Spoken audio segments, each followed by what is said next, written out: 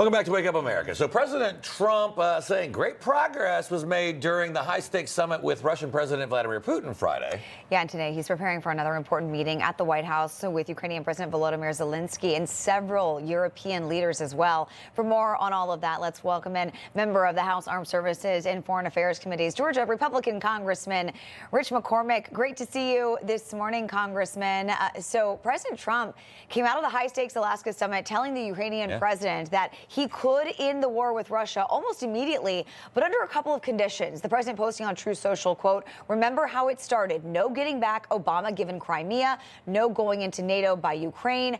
What do you make of these new terms kind of being laid out here for this potential peace agreement? Well, I think those two are the easy, low-hanging fruit. The hard thing is that Putin has literally asked for more than what he already has.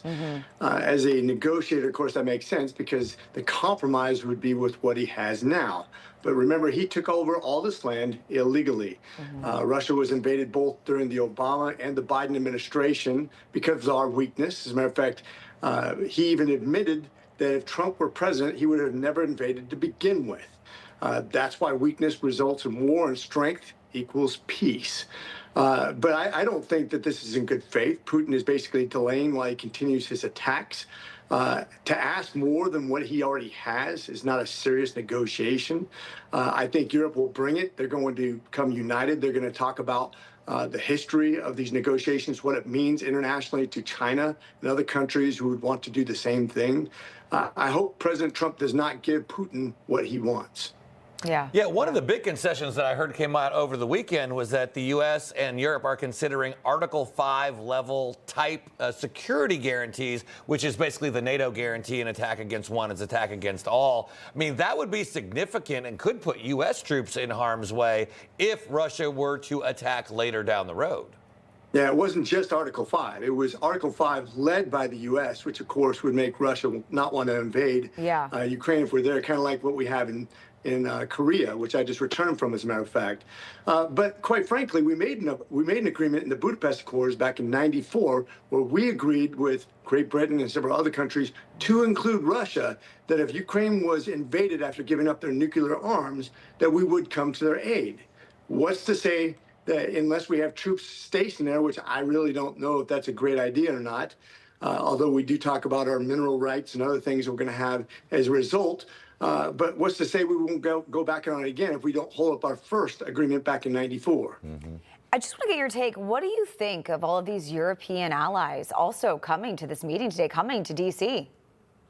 Yeah, so I was a NATO parliamentarian just recently. I'm still an alternate. I plan on going to a NATO summit this year. They're united. They understand what's at stake here. They understand that Russia is the bad guy. They're the invader. They're the ones that want to get a step closer to NATO origin countries.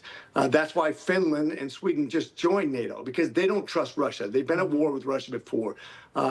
This is not a man that we can trust. When you talk about, in your previous segment, you talked about how he's talking about the previous Russian Empire. He quotes Peter the Great. He quotes Catherine the Great, who said, "I can only secure my borders by expanding them." This guy is not to be trusted. Like I said, he has a horrible track record. Great point. Yeah, Congressman, today's meeting marks the first time that Ukrainian President Zelenskyy returns to the White House after that infamous Oval Office clash with the president and the vice president in February. I mean, do you think we're going to see a repeat of that happening again, or do you think he might be on a little better behavior this time around?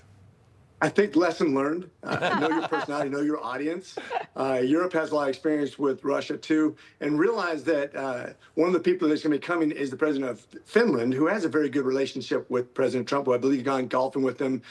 This will be a resolute Europe/NATO/Ukraine summit with President Trump. I think they'll show that they have unity in support of Ukraine and what they're trying to achieve to grab back some of that land, which would be a compromise, by the way. A compromise when both sides give, just like Secretary Rubio says, it can't just be Russia getting what they want, or they'll be encouraged to do the same thing down the road like he's threatened to do anyways. Yeah. Yep, absolutely. All right, Georgia Congressman, member of the Armed Services Committee, Rich McCormick, thanks for joining us this morning. Great to have you.